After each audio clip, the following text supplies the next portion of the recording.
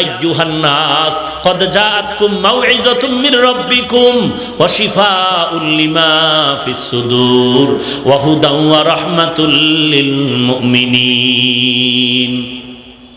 আল্লাহর নবী বলেন, দুটো জিনিস রেখে গেলাম, ধরে রাখ। ও এলাকার পর্দার আড়ালের মা, ও বাবাজি, ও যুবক, আমিও তো তোমার মতো একটা যুবক সন্তান। তোমারে কে ধোকায় ফালায় রাখছে, কোরআন পড়লে বিপদ, টুপি পড়লে বিপদ। আমি বলি না তুমি স্কুল কলেজ থেকে মাদ্রাসায় চলে আসো, না না, স্কুল কলেজে আসো, থাকো, কখনো ছাড়িও না। কেউ যদি বলে ছাড়ো, আমি বলবো না, ছাড়বি না। স্কুল কলেজে থাকি আর ডাক্তার, ইঞ্জিনিয়ার, কলামিস্ট হ, বিজ্ঞানী হ, আমাদের মুসলমানের জন্য গৌরব।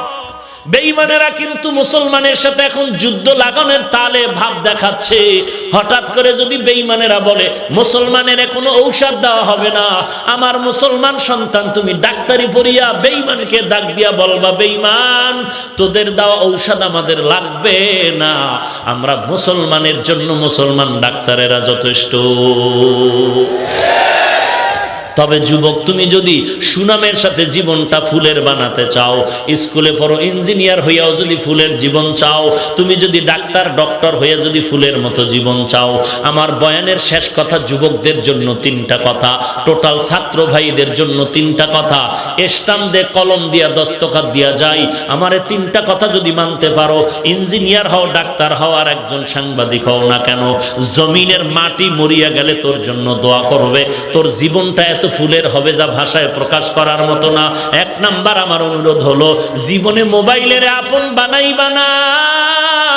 দুই নাম্বারে দুষ্ট বখাটে ছেলেদের বন্ধু বানাইবা না। তিন নাম্বার অনুরোধ হলো, কোনো মুরব্বীদের সাথে বেয়াদবি করবা না। আমার এই তিনটা কথা মানিস রে যুবক। মোবাইলের আপন বানাবি না।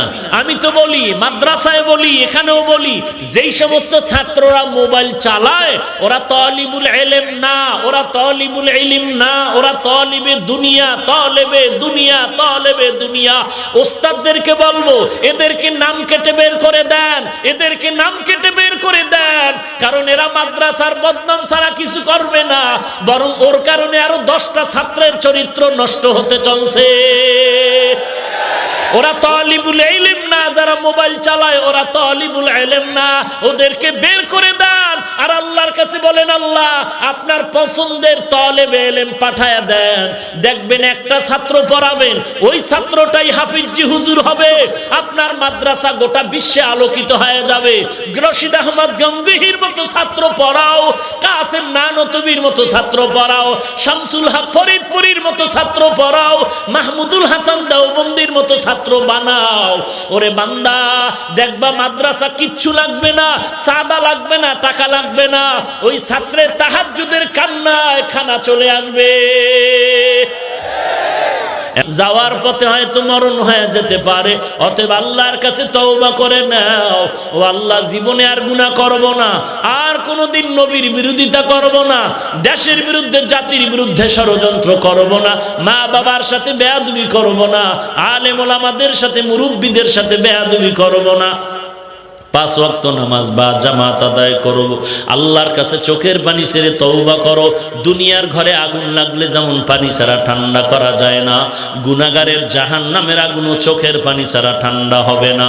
যদি চোখে পানি না আসে, আল্লাহর কাছে তৌফিক চাও, হে আল্লাহ গুনার কারণে দিল শক্ত, চোখে পানিও নাই, কান্নাওয়ালা চক্ষু দান করেন আল্লাহ, কান্নাওয়ালা চক্ষু দান করেন। যদি ডানে বামে কোনো কান্নাওয়ালা কাউকে পাও, হাতটা বাড়ায় দোয়া নিয়ে তওবা করো। গলায় ছুরি আসলে মরে যাব, আর নবীর তরিকার বাহিরে চলবো না। তওবা করার যদি পাক্কা নিয়ত হয়, মুনাফিকি না থাকে, খাঁটি তওবার নিয়তে দুটো হাত আমার আল্লাহকে দেখায়া দাও। আয় আল্লাহ, সবার হাত আপনি কবুল করে নেন, তওবা কবুল করে নেন, তওবার উপরে মজবুত হয়ে চলার তৌফিক দান করেন। আমার একটা যুবকের হাতও খালি ফিরাইয়া দিয়েন না, হেদায়েতের নূর নূর সিনায় দান করেন আল্লাহ, নবীর সুন্নাতওয়ালা জিন্দেগি দান করেন, আমিন। আলহামদুলিল্লাহি রাব্বিল আলামিন, ওয়াসসালাতু ওয়াসসালামু আলা সাইয়্যিদিল আম্বিয়া ওয়াল মুরসালিন ওয়া আলা আলিহি ওয়া আসহাবিহি আজমাইন, ইয়া আরহামার রাহিমিন, ইয়া আরহামার রাহিমিন, ইয়া আরহামার রাহিমিন। রব্বিরহামহুমা কামা রব্বায়ানি সগীরা। জবানটা খুলে দোয়াটা পড়েন, রব্বিরহামহুমা কামা রব্বায়ানি সগীরা। বতা हमको तेरे राह की तरफ है, तेरे राह पर चला हमको खुदाया। बेगुनाह न गुज़श्त बरमा साते बाहुजूरे, दिल न कर दम ताअते या इलाही। मुझसे मुझको दूर कर, ताके देखो मुझ में तुझको एक नजर।